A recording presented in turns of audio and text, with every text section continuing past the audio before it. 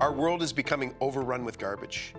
Waste and pollution are some of our world's biggest environmental problems. Our landfills are overflowing and leaching toxic chemicals into the ground and water. In a linear economy, natural resources are turned into products which are destined to become waste because of the way they've been designed and made. The circular economy is an economic system that tackles global environmental challenges. In a circular economy, manufacturers design out waste and pollution. Products and raw materials are reused as much as possible, and natural systems are regenerated. I'm Dan Hendry. Join me on A World Without Trash as we explore innovative solutions here in Kingston that are helping us make the shift from a linear to a circular economy. This is A World Without Trash.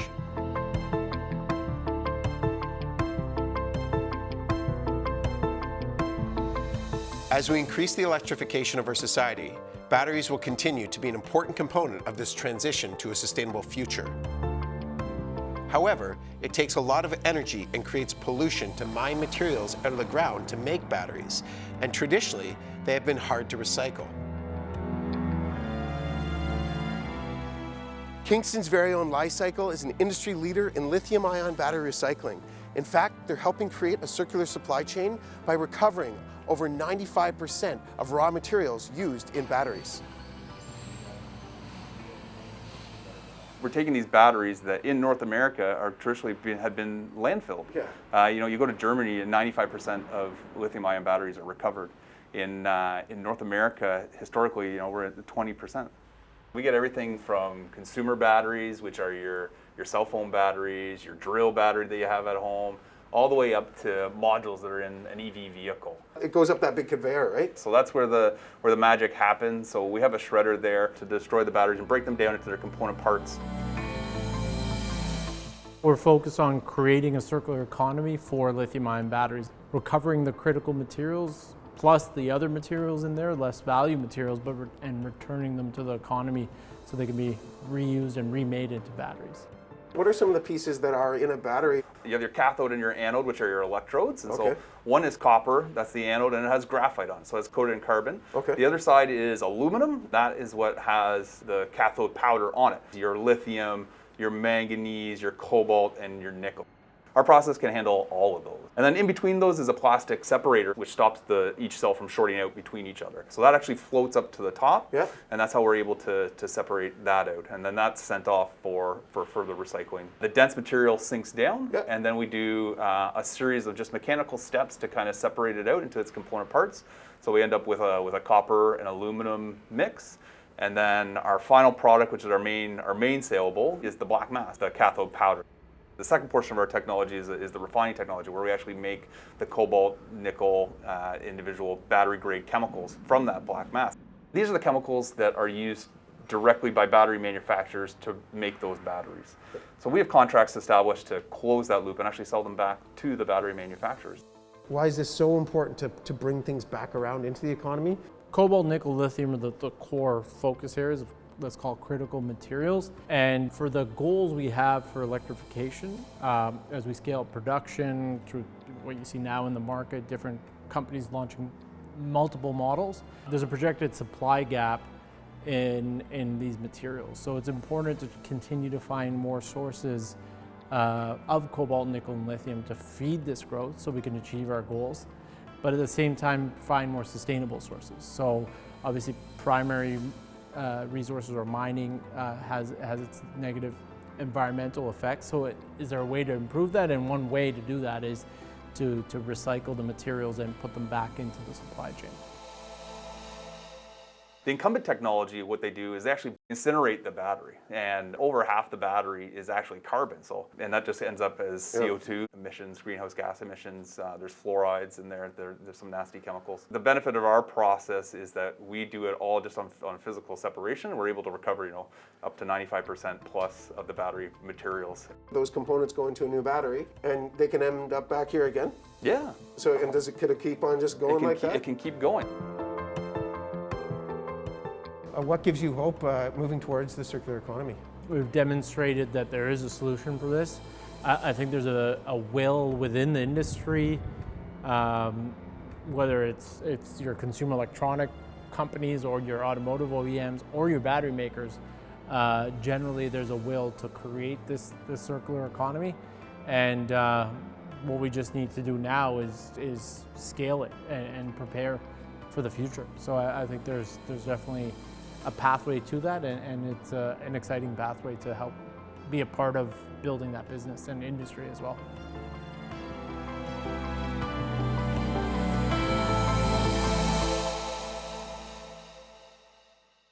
The Items to Keep Out of the Landfill program is an initiative run by Earthub, an organization that diverts reusable items from the landfill by donating them to charities and organizations that can give them a second life.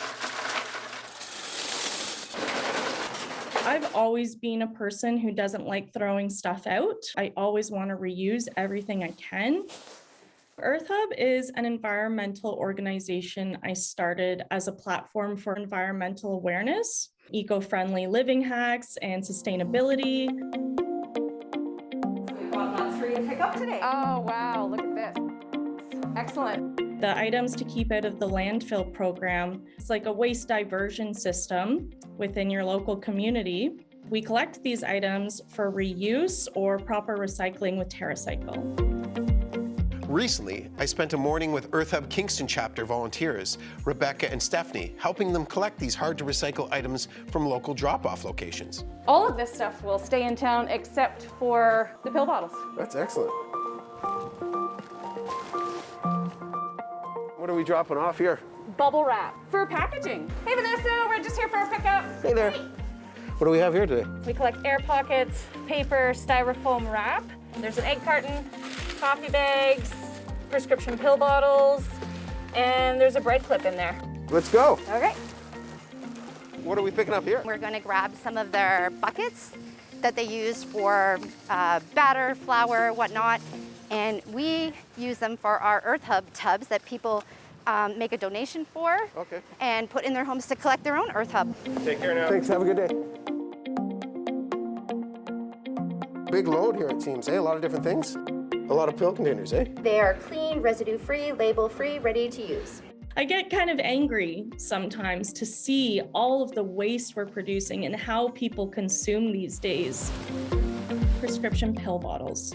They've only been used once, they're in perfect condition, and then they're not necessarily recyclable depending on your municipality. Matthew 25 Ministries, which is a disaster relief organization, they reuse them as medical supplies in disaster situations. We take used empty coffee bags, send them to Ethical Bean. They provide a free bag of coffee for every 12 empty bags you give them. And we decided with that free bag of coffee, we'll donate it to a local food bank.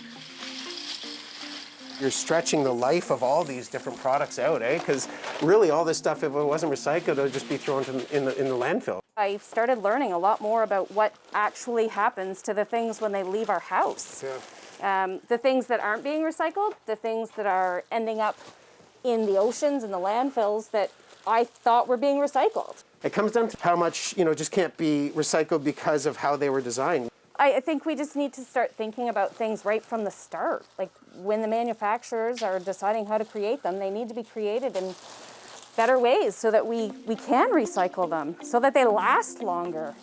Where are they going to go from here? Egg cartons, we have 17 different end users. Okay. Chicken farms, local chicken farmers pick them up Yep. when they need them for free. Egg cartons, by the time they get to the recycling plant, they can't necessarily be recycled again. Milk bags, where do they go? They go to our milk bag mat makers. Okay, cool. And they make milk mats for the homeless. We end up distributing them in Kingston.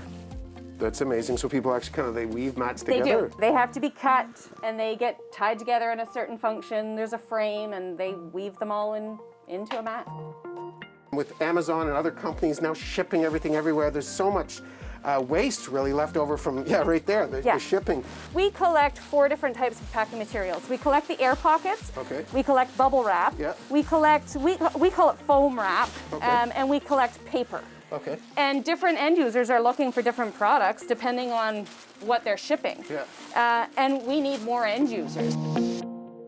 We're aiming for a waste diversion program where reuse is the top R way before recycle. This is all volunteer run, right? What support could you use to help this grow and move and become, bigger than it is even now? Donating and getting a bin is a great start. There's lots of other ways though. Simply sharing posts on Facebook is awesome because we need to spread the word. I'm always looking for help organizing things. As you can see, this is my weekend a lot of the time. This is my evening after a full day of work. People need to realize that one person does really make a difference, because that one person can educate more people who will also be doing the same thing to live a sustainable lifestyle. For the future, I do see more collection items, more cities participating. I hopefully see municipalities coming to us to see how we can collectively make cities more sustainable.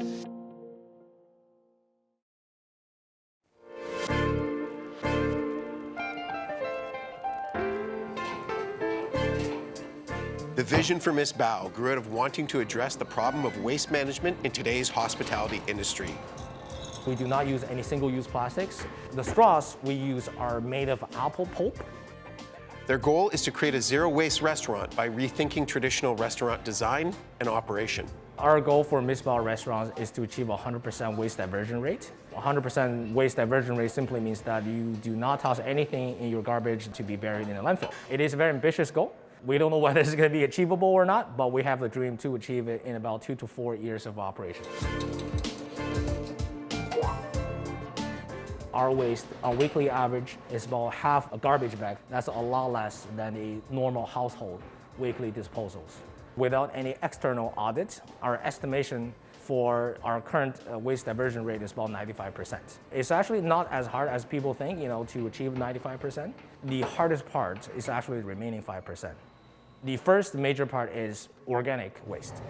This is our composter, big metal box with a big chamber inside. There's a heating element, kitchen scraps, paper product, compostable plastic bags, although they're not really plastic, they're made of cornstarch.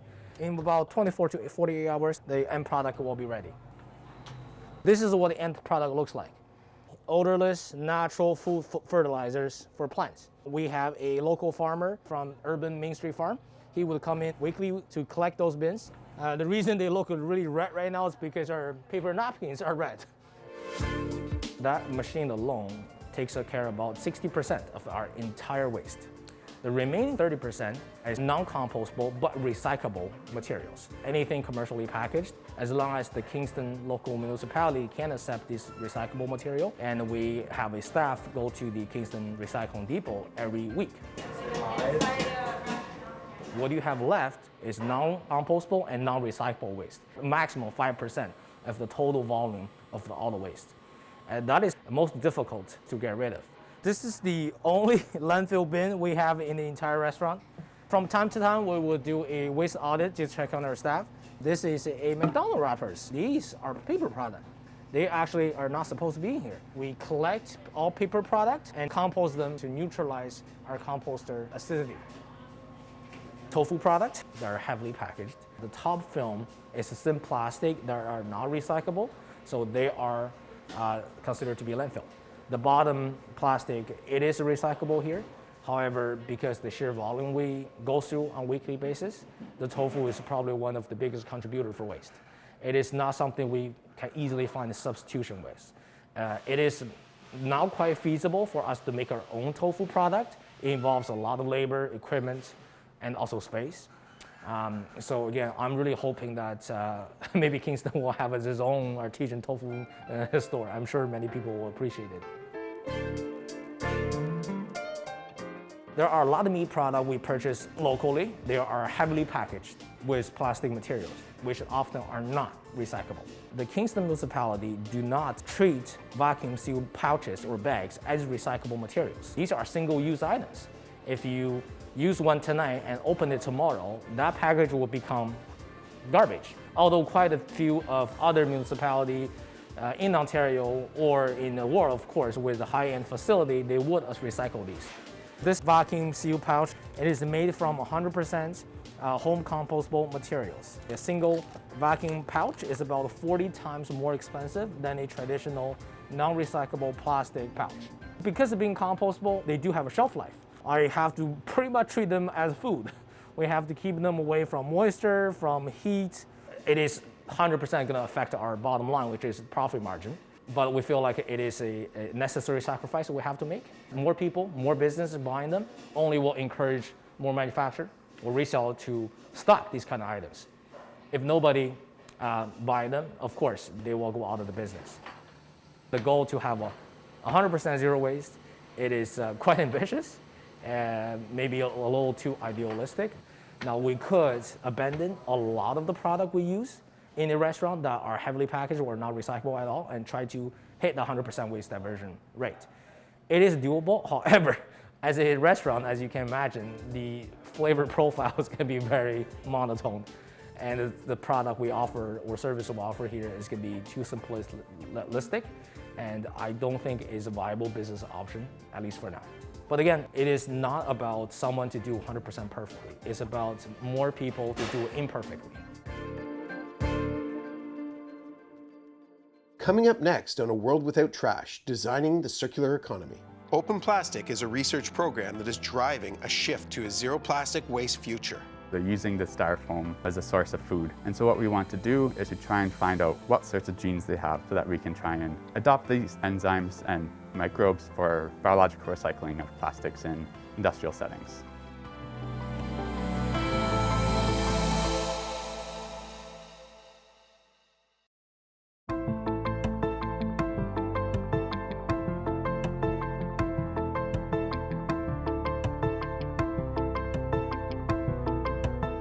Plastic is a widely used, cheap, and effective way to store and transport goods. However, with its increasing popularity, especially for single-use products, it has had a devastating environmental impact.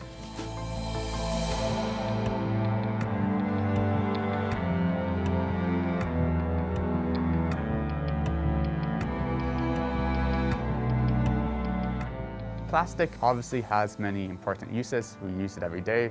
But despite our efforts at recycling and putting things in the blue bin, a lot of the plastic doesn't get recycled. Something like 9% of plastic in Canada is recycled. So the most of it ends up in landfills, it ends up in the environment. And so without ways to improve our ability to recycle them and stop them from leaking into the environment, we're really damaging our planet, and we need a long-term solution to deal with this problem. Open Plastic is a research program that is driving a shift to a zero plastic waste future. By harnessing genomic technologies to identify and engineer bacteria and enzymes that can break down plastics into recyclable components that can be repurposed. Our goal is to develop biological technologies for recycling plastic, so opening up those plastic chains and developing methods to reuse these plastics and create new products from them. So in this container we see about 50 superworms crawling around the styrofoam plastic, which is just standard styrofoam packaging. So these superworms are the larvae of beetles. You can see them chewing the styrofoam, tunneling through the styrofoam, eating the styrofoam. So they're using the styrofoam as a source of food. And so what we want to do is try and understand how these superworms are happily going about eating this plastic. We think this has to do with the bacteria in their guts. So just like humans, these insects have a gut microbiome that we think is involved in helping them break down these plastics. Our students will start dissecting these insects, collecting their guts to try and find out what bacteria are there and what sorts of genes they have that might be allowing them to break down this plastic and use it as a source of food, so that we can try and adopt these enzymes and microbes for biological recycling of plastics in industrial settings. Genomics is a very large repository of biochemical functions, and that gives us a very rich resource to mine from. So mining these genomes to look for new biochemistry to actually break open these plastic chains that are very difficult to actually break open in a very energy efficient way. Genomics can teach us about the chemistry of breaking down plastic waste. So this container contains about 200 mealworms. You see them chewing on plastic bags, so a different type of plastic. using this as a source of food for them to grow or survive. If we're able to find these enzymes or bacteria that can break down the plastics, the hope would then be to use that broken down product to produce new products that can either replace plastic or other fuel-derived compounds. So depending on the process that these bacteria use to break down the plastics, which is something we don't really know how they're going to do, we can potentially use those breakdown products to produce new plastic that allows us to prevent having to create new plastics from fuels. We are really trying to look at the big picture and create a market-driven, economically driven environment where the plastic waste has more value, and our technologies can actually enable existing and new recycling companies and the plastic manufacturers to actually be more motivated and have the right technology in place to actually recover value and therefore create a circular economy for the plastics. I think you need a mix of solutions. So our project is working on not replacing plastic, but allowing us to recycle the plastic so that it doesn't end up in landfills and end up in the environment, but is used to make new plastic in a more environmentally sustainable way than creating plastics from fuels. But plastics are needed. If we stopped using plastics, we'd have like a lot more food waste, for example, and there's a lot of things that we need plastic for. And so we need either new plastics like bioplastics that may be compostable, as well as methods to improve our recycling of traditional plastics like polyethylene or these other ones that we use every day. What's really exciting to me is the prospect that we can use genomic solutions, biological solutions to potentially tackle such a large global and very visible problem that affects us in our daily lives. The only way we're going to be able to keep using plastic and having the benefits of the plastic is we figure out a way to deal with all the plastic waste. And so my hope is that this project helps us deal with that plastic waste and allows us to keep reaping the benefits of the plastics.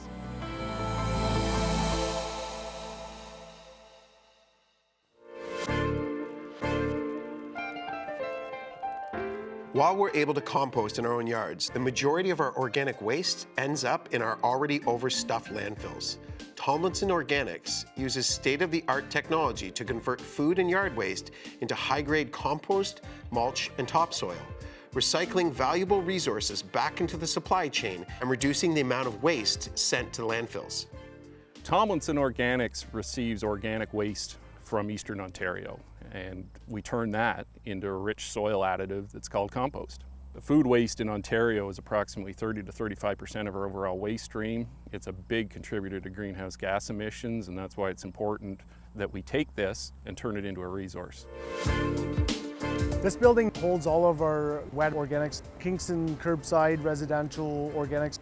We use a ground mulch, mix it with the organics, and we develop a recipe, a compost recipe. We recycle everything that comes in, a little bit of residual waste that gets thrown out. The wood waste, the mulch that we use in the compost gets reused. The compost will actually break down into usable product once we screen it out. The moisture is actually collected and reused in the process. Composting has been around forever. What we've realized as time has gone by is we're more dependent on chemical fertilizers and we're losing carbon that's in the soil. In this day and age, with greenhouse gas emissions and recognition of what that is doing to our overall environment, compost adds another huge benefit. Every ton of organic waste we keep out of a landfill is the equivalent of taking our car off the road each year. A facility like this that is capable of bringing 20,000 tons of organic waste through here in a year, that's taking 20,000 cars off the road, and that's huge. It's a huge impact on the environment. And that's just on a methane emission standpoint. When you take this and then put it into the soil, you're also sequestering carbon in that soil. Carbon in the soils is a great additive because it holds on to other nutrients. It adds life to the soil. Carbon's the building block of life and everything we do. So the more carbon that's in the soil, the more water it can hang on to and absorb. We have less runoff when rainfall occurs, and chemical fertilizers that are applied don't run off, so our farmers don't have to put as many on the ground as well. These windrows are equipped with aeration, and there's 2 aeration tracks that run down from the front to the back. What that does is it allows air to flow up through the compost to ignite, basically get the microbes active. It's kind of like a convection oven. It's much different than your compost in the backyard. We reach temperatures of upwards of 70+ degrees Celsius. It helps with the pathogen kills and also kills off weed seeds and things like that as well. To do that, we introduce air. It's a natural process, but we're trying to help control it. We monitor moisture. We want moisture content at a certain level, and we introduce air, and a double benefit of helping to speed the breakdown cycle, but also to eliminate the generation of methane that we don't want released to the atmosphere. Once the process has been completed, 8 weeks of composting in the windrows, 21-day maturation, this is what you end up getting. A beautiful AA compost. We can actually take a so-called garbage, a waste, and transform it into a beautiful, usable product. When you can stop stuff going into landfill, it's a huge win. This decorative mulch is actually made from construction wood that was basically going to landfill. Instead, the wood was ground up and then added some organic color to it to make it a decorative mulch. Wood waste, if it goes into a landfill, it will generate methane at a higher rate even than food waste. Our numbers and our studies look like for every ton of wood waste we keep out of a landfill, we're actually preventing 3 to 5 CO2 equivalent tons from entering the atmosphere, which is a huge number. Big benefit and can have a real impact in the near term. We waste so much in North America. It's a tremendous amount, and it's unfortunate, but again, we're spoiled. We have the land to do things, we have the natural resources to do things.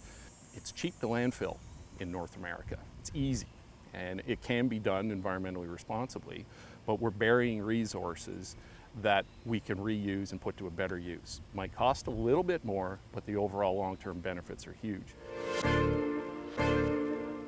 It's the true circular economy. There's nothing more circular than taking your food scraps, turning them into compost, putting them back into the soil to generate more food.